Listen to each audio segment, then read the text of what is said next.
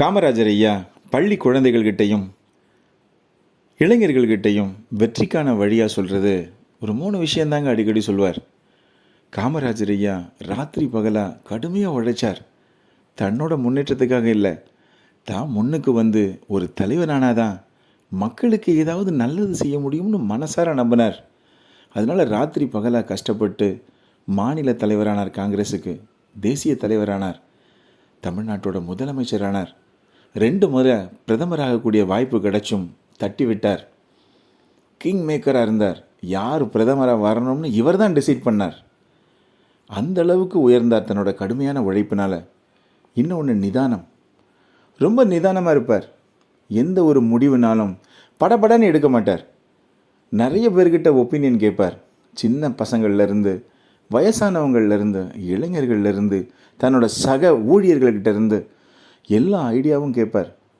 அதில் எது நல்லா இருக்குன்னு பார்த்து அது சரி வருமானு யோசிப்பார். அவங்க கொடுத்த யோசனை எதுவும் சரி வரலைன்னா தான் ஒரு யோசனை வச்சுருப்பார். அந்த யோசனையை செயல்படுத்துவார். அதுவும் ஈஸியாக செயல்படுத்த மாட்டார்.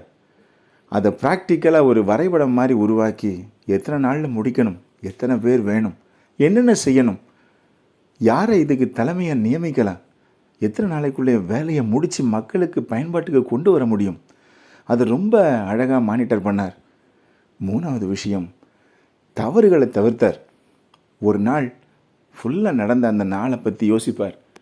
அதில் தான் ஏதாவது சிறு சிறு தவறுகள் செஞ்சுருந்தா அந்த தவறு இனிமேல் வராமல் பார்த்துக்கிட்டார். இந்த 3 தாங்க அவர் பண்ணது. முதல் பாயிண்ட்டு, கடுமையாக உழைச்சார், அதனால தான் முன்னுக்கு வந்தார். 2வது பாயிண்ட்டு, நிதானமாக இருந்தார். எந்த ஒரு விஷயத்தையும் நிதானமாக யோசித்து நல்லபடியாக முடிவெடுத்தார். 3வது விஷயம், ஏதாவது தவறு முந்தின நாள் பண்ணால் அந்த தவறு இனி வராமல் பார்த்துக்கிட்டார். தவறுகளை திருத்த ஆரம்பித்தார். தான் பண்ண தவறுகளை திருத்தி சரியான பாதையில் நடக்க ஆரம்பித்தார். இந்த 3 விஷயத்தையும் கடைபிடிச்சா யாராக இருந்தாலும் வாழ்க்கையில் ஈஸியாக ஜெயிச்சிடலான்னு சொன்னாங்க காமராஜர் ஐயா.